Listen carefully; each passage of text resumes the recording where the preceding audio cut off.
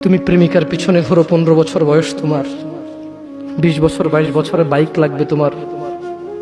তোমার বাবা বিয়ে করা সত্ত্বেও সে তার যৌবন কাটাতে পারেনি তার বউয়ের সাথে, মানে তোমার মায়ের সাথে, তোমার জামা কাপড়ের ব্যবস্থার জন্য।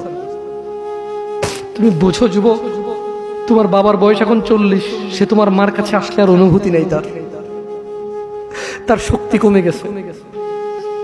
তুমি বুঝবা না যুবক, 15 বছর বয়সে তুমি যত উত্তেজিত, তোমার বাবা 30 বছর বয়সে এরকম ছিল, সে আসতে পারেনি। তুমি পড়বা বলে, তোমার স্কুলের ফি লাগবে বলে, that much he loves you. তোমার বাবা তোমাকে এত ভালোবাসে। জি, তোমার এই খারাপ বাবাটা যে তোমাকে বাইক নিয়ে দেয়নি, তুমি নষ্টামি করো, মেয়েদের পেছনে করো, মোবাইল রিচার্জ করে দাও মেয়েদের, তোমাকে যে ডেইলি 500 টাকা করে দিতে পারে না।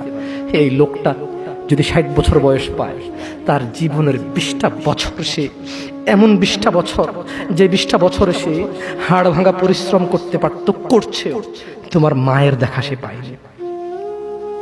এমন মূল্যবান যৌবন 20টা বছর দিয়েছে, 50 বছর বয়সের দেশে আসছে। তুমি বিয়ে করে বউ নিয়ে আলাদা থাকো, তুমি বিয়ে করে শ্বশুর বাড়িতে যাও। তোমার বাবা দেশে তো আসছে, তার যৌবন আর নেই, তার ওই সুখ স্বাচ্ছন্দ্য আর নেই। তোমার যৌবন তৈরি করেছে তার যৌবন দিয়ে। এই মুহূর্তে কোটি টাকা দিলে কি সে যৌবন কিনতে পারবে? তোমাকে তোমার বাবা এত ভালোবাসে।